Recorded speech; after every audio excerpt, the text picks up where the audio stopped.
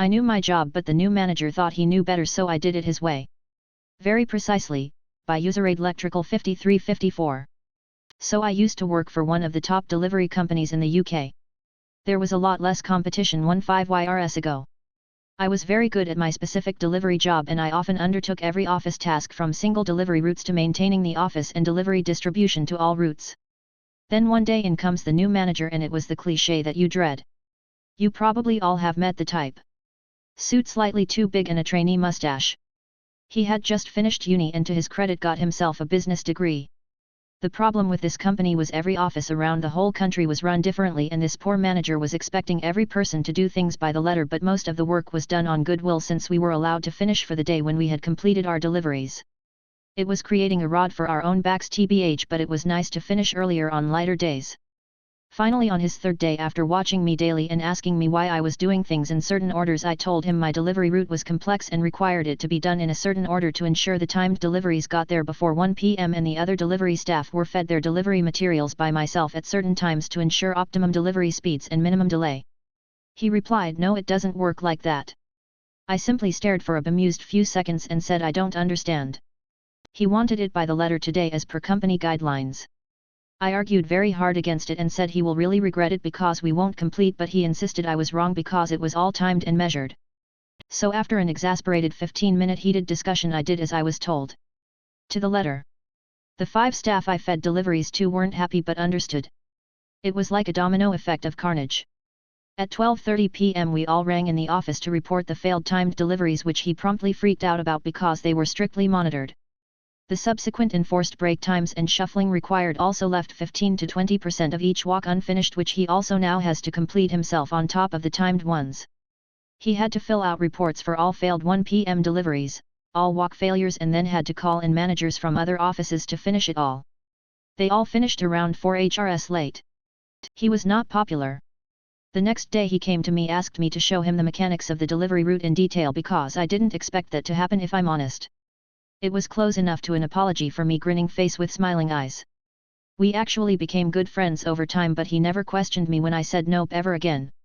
Don't threaten the person with the plans and data, by user Armor 666. I work in the entertainment industry as a rigger. At a particular event, I was head rigger. What that usually means is all the locations of rigging points that get hung on the ceiling for lighting, speakers, etc. are plotted, and measured calculations are done for the rigging needed to hang everything so it ends up over the spot the client wants. This is usually done several weeks before an event. I use AutoCAD on my iPad and iPhone app to calculate and store the data. This particular event was sponsored by BlackBerry, and they didn't want to see any non-BlackBerry phones or devices out or used by the crew while setup was being done.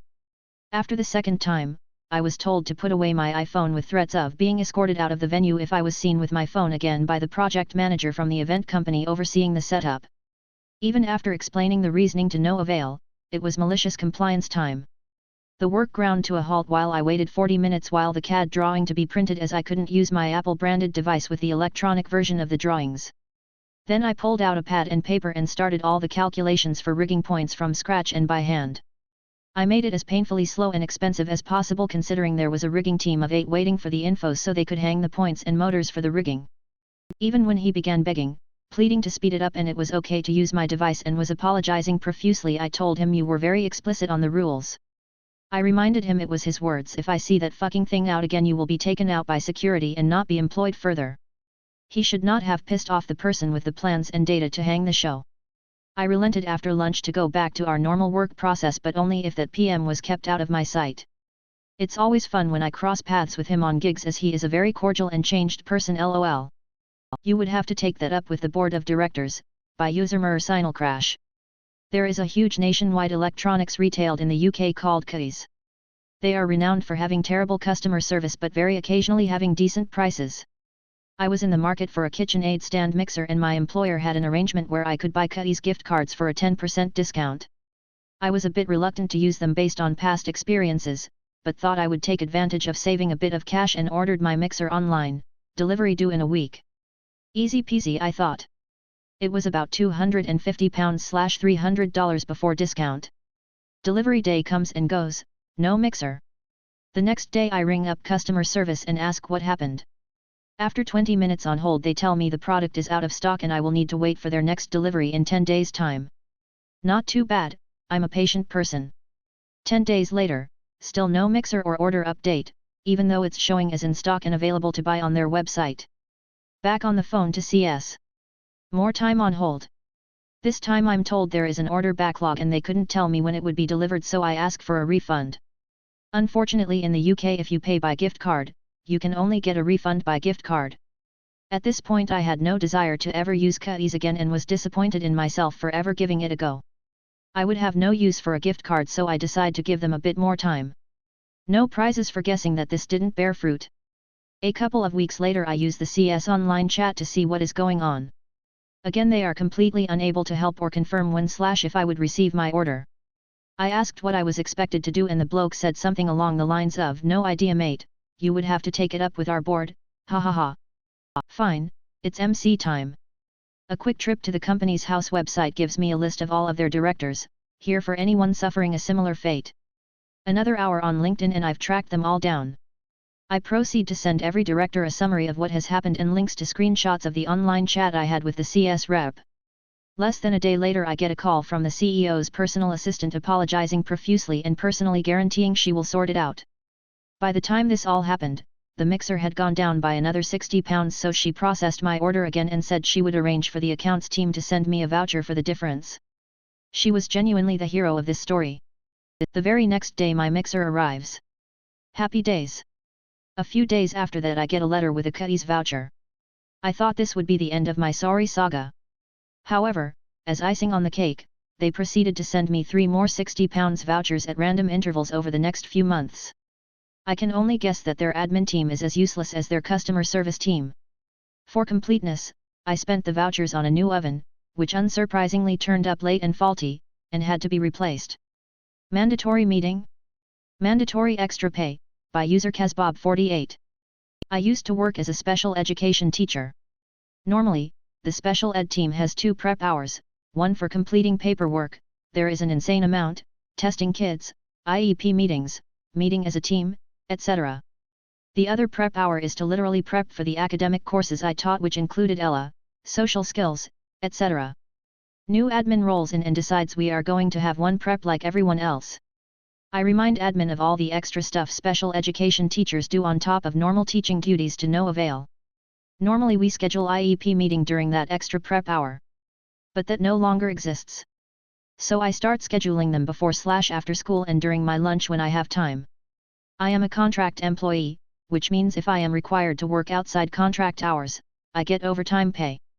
Overtime pay requires these pink paper timesheets. Asking for one gets the secretary agitated every time because she knows admin hates explaining to the district office why the overtime is required. So I march into the office and request the timesheet. The secretary is not happy and cautions me this won't end well. I walk away. So admin is required by law to attend these meetings. Admin assumes I am holding these meetings out of the contract hours out of the goodness of my heart. At the end of the month I submit a timesheet for 20 extra hours. Admin was present for every single one of those minutes. There is no denying it. Admin charges into my classroom before school the next day super mad. I explained to admin that it might be wise to give the special education teachers that hour back in their schedule, or the overtime would continue. It took a week, but we got that hour back, and I got a nice little extra check in the mail. TLDR boss didn't provide enough time to do my job during contract hours, so I billed boss overtime pay which his bosses did not appreciate. Boss gave more time during the workday as soon as billed. Arrogant VP gets schooled, by user Kira's mom 2022. Years ago I worked as the director of communications for an IT company. One of my jobs was to finalize assessment reports for companies we were bidding on. This one particular assessment was headed by our brand new VP. She simply did not understand the way people in Texas, where the prospective client was located, spoke. I, having lived in Texas for 20 years, and knowing the board members we were dealing with, changed some of the wording on the final report to make it more client-centric. BTW, we got the contract. When the VP found out she had a hissy fit. She screamed at me that I should never again change anything she wrote. I said fine. Well, several weeks went by, and a letter came across my desk addressed to a particular corporate president to set up and go see appointment. The letter was from this VP, and the president's name was wrong. Needless to say, I let the letter go through exactly as written. For some reason, the VP didn't get the meeting. I overheard her saying something about it to a colleague, and sweetly said that maybe that was because she sent the letter to the wrong person. When she asked why I let it go through, I pointed out that I was not allowed to change her words. She actually conceded defeat, apologized for her previous outburst, and said she would never second-guess me again. We are good friends to this day.